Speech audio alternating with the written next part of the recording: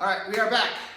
Robert's with me. This is the Kirin Rise Wing Chun University. Basically, the site where if you want to learn Wing Chun, this is where you come to.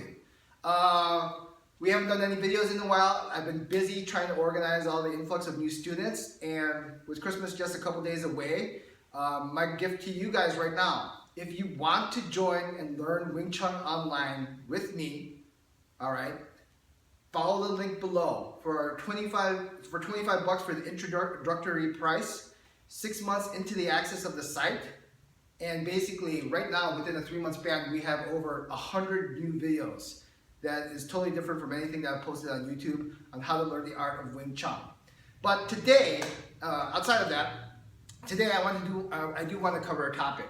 So a lot of times I want to answer some stuff that people wonder why I learned these things in Wing Chun, but I just can't seem to make it work.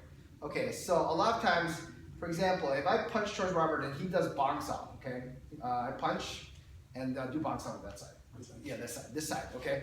A lot of times you see this. Someone punches, he does bong sound, and then all of a sudden he lock chops from this motion, okay. You ever see that? So for example, I punch, he bongs, and then that rolling motion of all of a sudden I'm punching and he takes advantage of that motion and lock chop.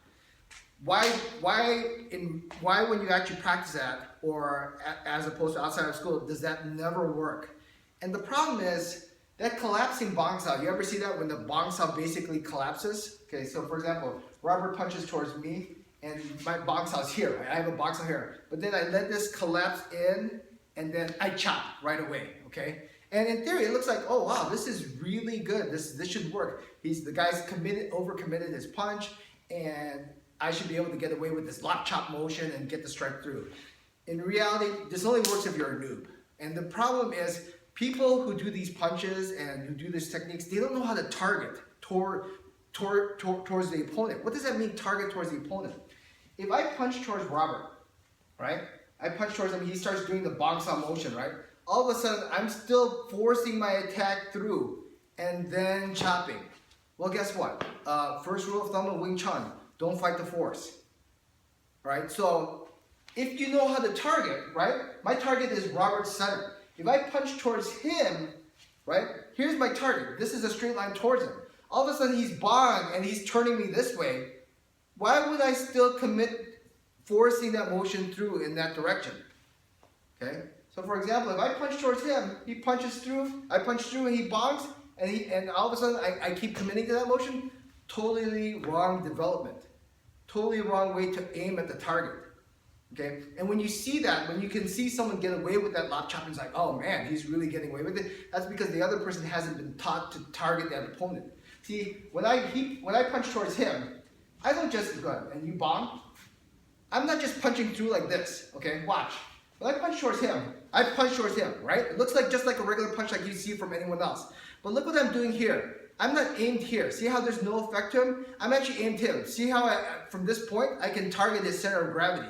And that's actually how you target the actual opponent.